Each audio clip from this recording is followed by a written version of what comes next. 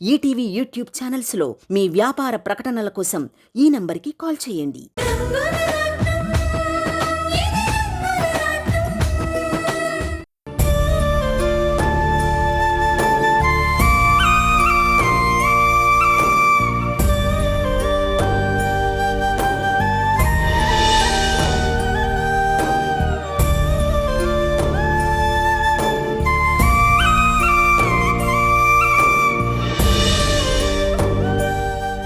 కొంచెం మంచినీళ్ళు తాగండి.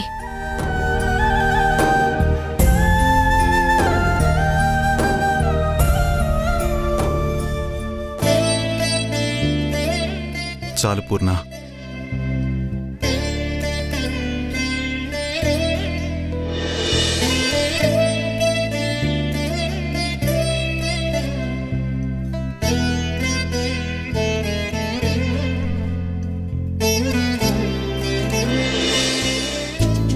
గుడ్ మార్నింగ్ శంకర్ ప్రసాద్ గారు. Good morning doctor. ఎలా ఉన్నారు? అంతా ఓకే డాక్టర్. హాయ్ తాతి.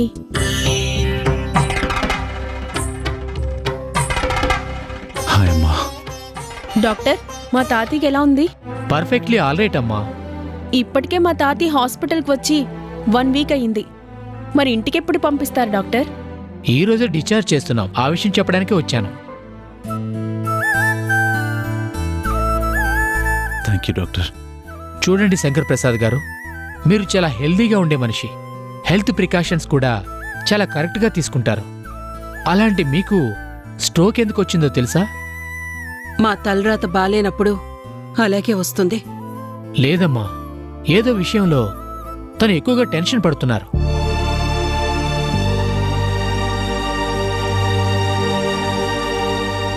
మనిషి శరీరం కొంత టెన్షన్ మాత్రమే తట్టుకోగలదు.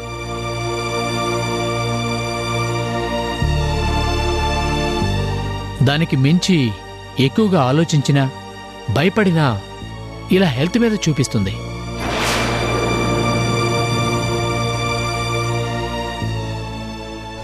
గుండెని మనం కాపాడుకోవాల్సింది. అప్పుడే అది మనల్ని కాపాడుతుంది. మాకు టెన్షన్స్ ఏముంటాయి డాక్టర్? ఆర్థికంగా ఏ లోటు లేదు, మిగిలిన సమస్యలు ఏమీ లేవు.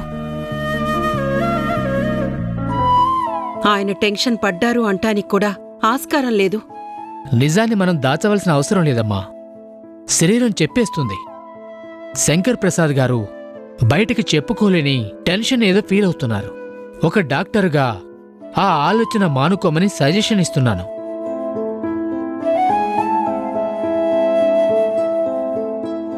శంకర్ ప్రసాద్ గారు, సమయానికి ఆ దేవుడు మిమ్మల్ని చూశాడు కాబట్టి ఈరోజు మీరు అందరితోనూ కలవగలిగారు. లేదు అంటే చెప్పడానికి మాటలు కూడా రావడం లేదు. మీరన్నది నిజమే డాక్టర్. ఆ భగవంతుడు ఎప్పుడూ మనల్ని ఒక కంట కనిపెడుతూనే ఉంటాడు. దేవుడంటే మీరు గుళ్ళో దేవుడు అనుకుంటున్నారేమో.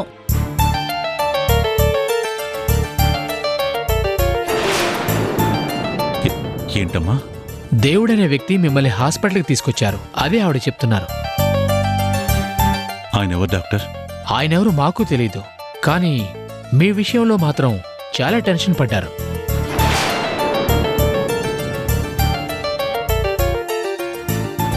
ఆయన అవతారం చూసి మీకిక్కడ ట్రీట్మెంట్ చేయను అని నేనన్నాను. అప్పుడు ఆయన పడ్డ వేదన నేను మర్చిపోలేను.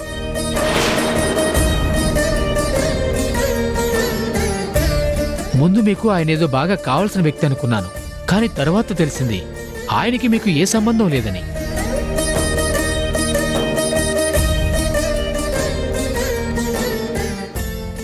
తెలియని వ్యక్తిని హాస్పిటల్కి తీసుకురావడమే వండర్ అనుకుంటే ఆయన మీ గురించి టెన్షన్ పడ్డం ఇంకా వండర్.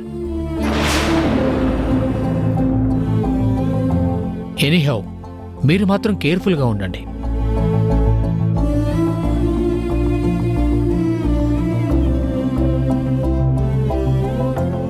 జానకి, దేవుడని చెప్తున్నావు, ఆయన నీకు తెలుసా? తెలీదన్నయ్య, మొన్న డాక్టర్ గారు చెప్తే విన్నాను. ఎవరైతే నిజంగా దేవుళ్లాగే మిమ్మల్ని కాపాడాడు. ఆయనిక్కడుంటే ఆయన కాళ్ళకి దండం పెడదామనుకున్నాను,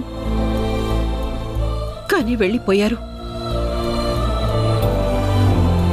అచ్చరే, డాక్టర్ గారు మీరు టెన్షన్ పడుతున్నారని చెప్తున్నారు. మీరు దేని గురించి టెన్షన్ పడుతున్నారు? నువ్వు భలేదానివే నాని. తాతయ్యకి టెన్షనే ఉంటుంది చెప్పు. పోనీ మొన్నటి వరకు అంటే నేను మాట వినడం లేదు అని టెన్షన్ పడ్డారు. అందులో ఒక అర్థం ఉంది. ఇప్పుడు నేను మారిపోయాను, అందర్నీ అభిమానంగా చూసుకుంటున్నాను కదా.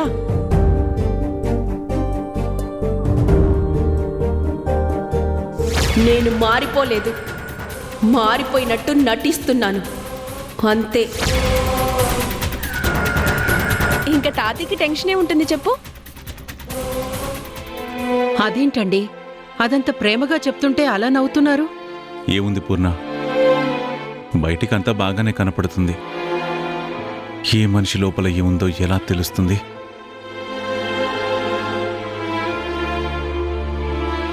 డాక్టర్స్ ఏమో వాళ్ళు చెప్పాలి కాబట్టి చెప్పవలసింది చెప్పారు.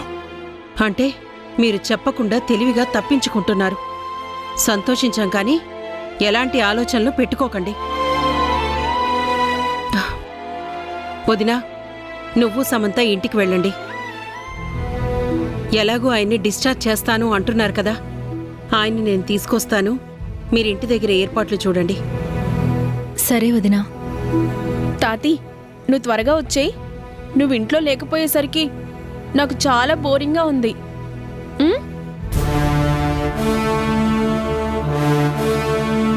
వదినా, బాయ్ తాతి.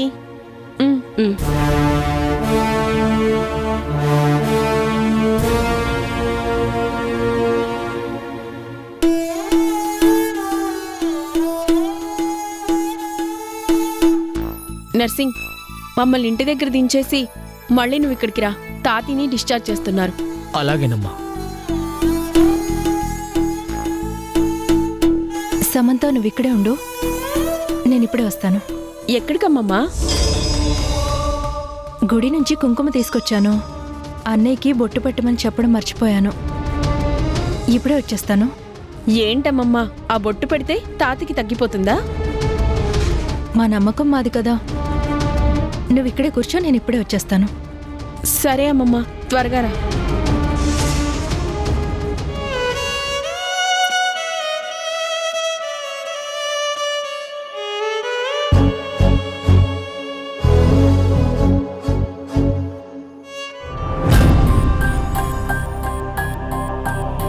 మీరేంటండి ఇక్కడున్నారు? వదిన వాళ్ళు ఎవరైనా చూస్తే? ఎవరూ చూడకుండా నేను జాగ్రత్త పడ్డానులే. ఇంతకీ శంకర్కి ఎలా ఉంది? అంతా బాగుందండి. ఈరోజు అన్నయ్యని డిశ్చార్జ్ చేస్తున్నారు, అందుకే నేను ఇంటికి వెళ్తున్నాను. పోనీలే, వాడికి ఏం కాలేదుగా. నాకు చాలా ఆనందంగా ఉంది.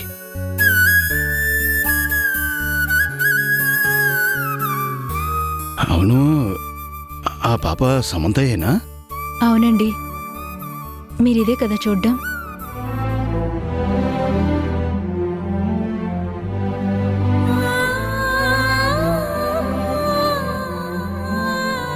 ఆ కన్నీళ్ళేంటండి?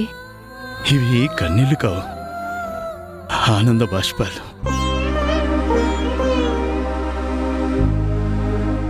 ఎప్పుడో నెలల పిల్లప్పుడు చూశాను, మళ్ళీ ఇన్నేళ్ల తర్వాత చూస్తున్నాను. అచ్చు మన సీతను చూసినట్టే ఉంది జానకి.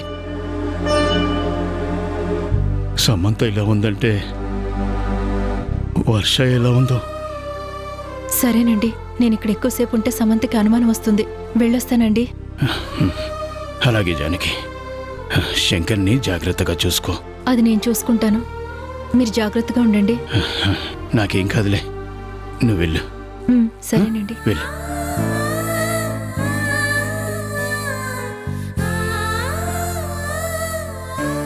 సమంత, వెళ్దామా?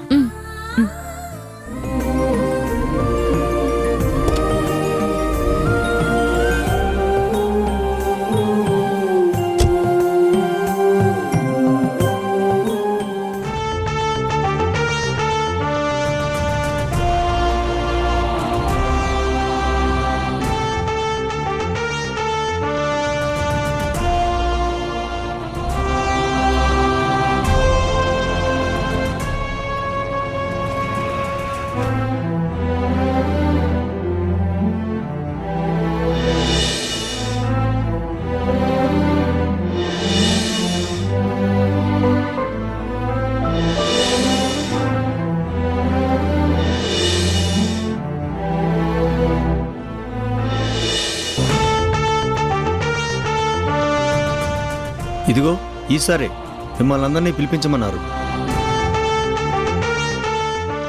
నమస్కారం బాబు. నమస్తే అండి. నమస్తే. నమస్కారం. నమస్కారం అండి. నమస్కారం అండి. నమస్తే సార్. మీరెవరు నన్ను సార్ అని పిలవకండి. నా పేరు రాధాకృష్ణ. పేరు పెట్టి పిలవండి. అదేంటి సార్, ఇప్పుడు మీరు మాకు కొత్త యజమాని. ఈ యజమానిని పేరు పెట్టి పిలవడం పద్ధతి కాదు కదా సార్.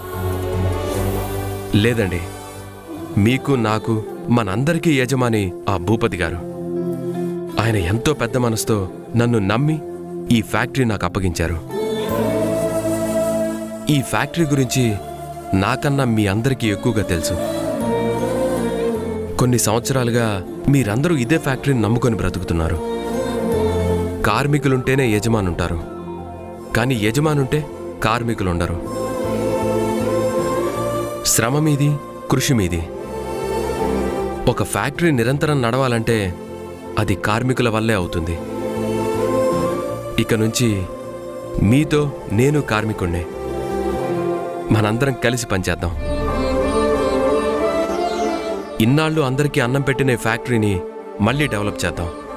మరింత మందికి ఉపాధి కల్పించేలా చేద్దాం. ఇక మీదట ఇక్కడ కార్మికుడు యజమాని అన్న తేడా ఉండదు. వచ్చిన లాభాలు అందరికీ సమానంగా పంచుతానని భూపతి గారు మాటిచ్చారు. ఇన్ని రోజులు ఈ ఫ్యాక్టరీ మూతపడిందని మీరందరూ కన్నీరు కార్చారని నాకు తెలుసు. ఇంకా కన్నీరు కార్చాల్సిన అవసరం లేదు. మళ్ళీ మన ఫ్యాక్టరీ లాభాల బాట పట్టే వరకు కంటి మీద కునుకు లేకుండా పనిచేద్దాం. మన ఫ్యాక్టరీని డెవలప్ చేయడానికి మనం అందరం కృషి చేద్దాం. ఏమంటారు సార్, కార్మికులందరి తరపున నేను మీకు మాటిస్తున్నాను, ఇన్ని గంటలు పనిచేసామన్న ప్రసక్తే లేదు. అవును సార్, ఫ్యాక్టరీ లాభాలు వచ్చేంత వరకు ఈ పని మాది అని బాధ్యతతో చేస్తాం సార్. ఎన్నో ఏళ్లుగా మాకు అన్నం పెట్టిన అమ్మసారి కంపెనీ ఈ రోజు ఇలా నిర్జీవంగా ఉంటే తట్టుకోలేకపోతున్నాం. మీరొచ్చి మా అందరిలోనూ ఆశ చిగురింపచేశారు. మీరు ముందుండి నడిపించండి. మేము ఎలా చేయాలో చెప్పండి. మేమంతా చేస్తాం. మేమంతా చేస్తాం. అవును, మేమంతా చేస్తాం. మేమంతా చేస్తాం. మేమంతా చేస్తాం. మేమంతా చేస్తాం. మేమంతా చేస్తాం. తప్పకుండా మీ అందరి సపోర్ట్ ఇలాగే ఉంటే మళ్ళీ 6 నెలలు తిరిగేసరికి మన ఫ్యాక్టరీ కలకల్లాడుతూ ఉండేలా చేసే బాధ్యత నాది. భూపతి గారి దగ్గర 30 సంవత్సరాలుగా పనిచేస్తున్నాను బాబు. చేతికి ఎముకలు లేని మనిషి. మాకు కష్టం వస్తే ఆయన కష్టంలా చూసుకునేవారు. అలాంటి వ్యక్తి కొడుకు పోయాక చాలా కుమిలిపోయారు. తర్వాత ఆయన ఎవరితోనూ మాట్లాడిన సందర్భాలే తెలియదు. కానీ నిన్న మా అందరినీ పిలిచి మీ గురించి చాలా గొప్పగా చెప్పారు బాబు. ఇక నుంచి ఈ కంపెనీ మీదే అని చెప్పారు. కానీ మీరు మనందరం కార్మికులు అన్నారు. ఈ ఒక్క మాట చాలు బాబు, ఈ ఫ్యాక్టరీని ఎలా నడిపిస్తారో చెప్పడానికి. రాధాకృష్ణ బాబుకి జై. రాధాకృష్ణ బాబుకి జై. రాధాకృష్ణ బాబుకి జై. రాధాకృష్ణ బాబుకి జై. రాధాకృష్ణ బాబుకి జై. రాధాకృష్ణ బాబుకి జై. రాధాకృష్ణ బాబుకి జై. రాధాకృష్ణ బాబుకి జై. రాధాకృష్ణ బాబుకి జై.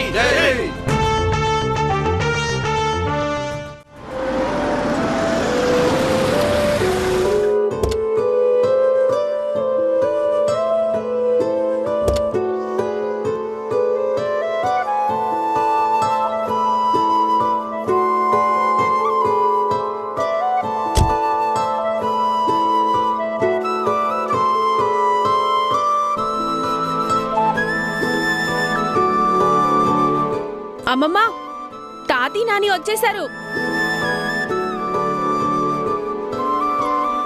నాకెందుకమ్మా ఇవన్నీ? లేదన్నయ్య, ఎంత పెద్ద గండం తప్పింది. ఎవరి కళ్ళు పడకపోతే ఈ పరిస్థితి వచ్చేదే కాదు. నరదిష్టి మంచిది కాదు.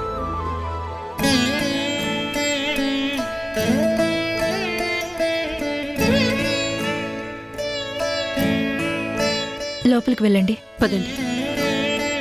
నర్సింగ్, అమ్మా. కార్లో ఉన్న మందులు అవి తీసుకొచ్చి అయ్యగారి గదిలో పెట్టు. అలాగేనమ్మా. రండి.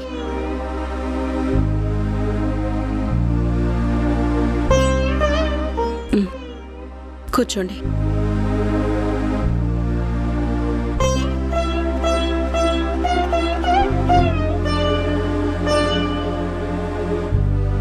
పూర్ణ, మళ్ళీ మన ఇంటికి నేనిలా వస్తాననుకోలేదు. పార్క్లో నడుస్తూనే ఉన్నాను. అంతలోనే చెమటలు పట్టాయి. గుండెంతా పట్టేసింది. క్షణంలోనే స్పృహ కోల్పోయాను. కానీ ఆ కొద్ది సమయంలోనే నాకేమైనా జరిగిందంటే నువ్వు ఏమైపోతావో అని భయం వేసింది. ఏమండి, ఏంటండి ఆ మాటలు? మీకేం కాలేదని డాక్టర్ గారు చెప్పారుగా. గండం గడిచి బయటకొచ్చారు. ఇంకా అవన్నీ ఎందుకు గుర్తు చేసుకోవడం?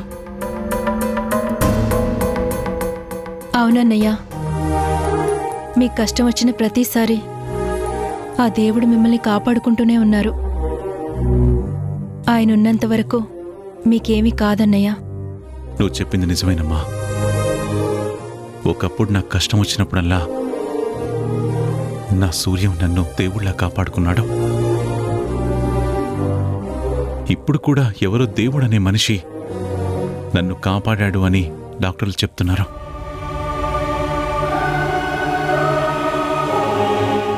అసలు నేను ఏం చేశానని నన్ను కంటికి రెప్పలా చూసుకుంటున్నారో అదంతా నా అదృష్టం. ముందా దేవుడెవరో తెలుసుకోవాలి. ఆయనకి కృతజ్ఞతలు చెప్పాలి. తాతి, నువ్విప్పుడే హాస్పిటల్ నుంచి వచ్చావు. ఇలా ఏవేవో ఆలోచిస్తూ మళ్ళీ టెన్షన్ పెంచుకోకు. నువ్వు హ్యాపీగా ఉండాలి. నిన్ను హ్యాపీగా చూసుకోవాల్సిన బాధ్యత నాది.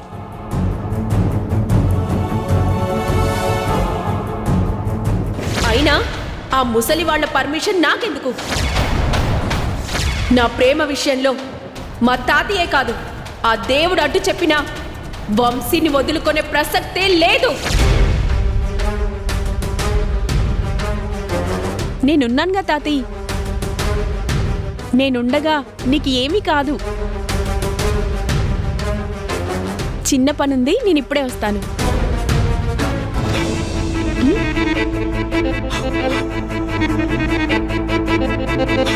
అన్నయ్య, నేను వెళ్ళి కాఫీ తీసుకొస్తాను.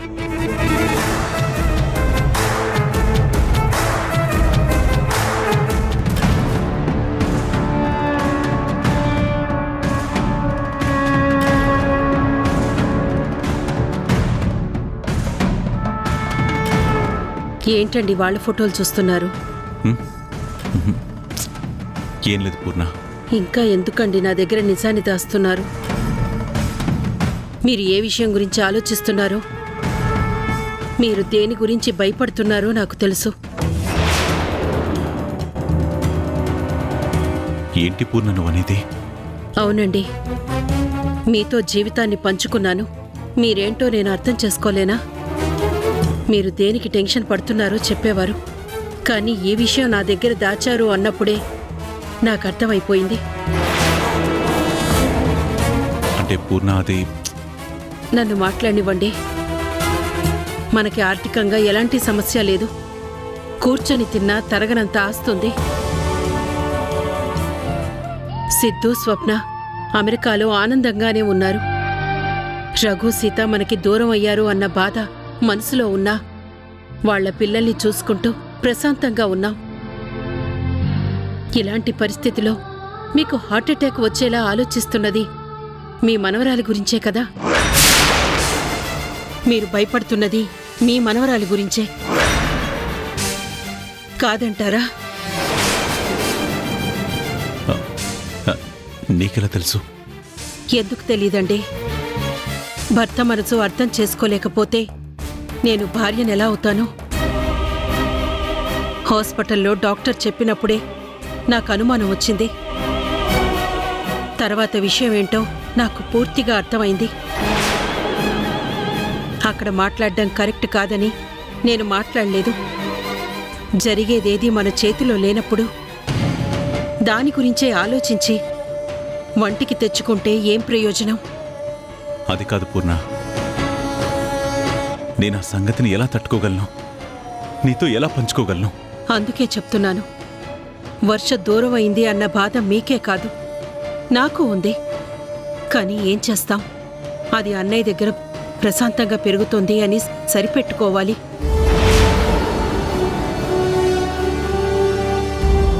ఎప్పుడొస్తుందో అని మీరిలా బెంగ పెట్టుకుంటే ఇంటికి మనవరాలు రావటం కాదండి, మీ ఆరోగ్యం పాడవుతుంది.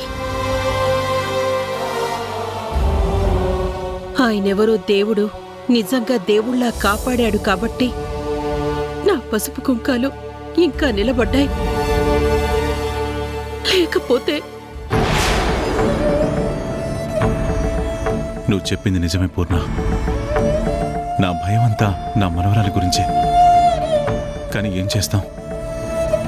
ఎలా జరిగేది అలాగే జరుగుతుంది. నాకేదో అవుతుందని నువ్వు భయపడద్దు.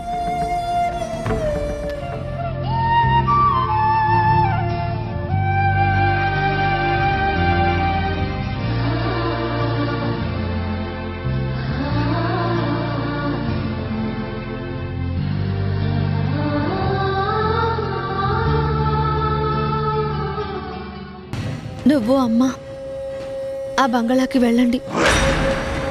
నేను వర్ష ఇక్కడే ఉంటాము.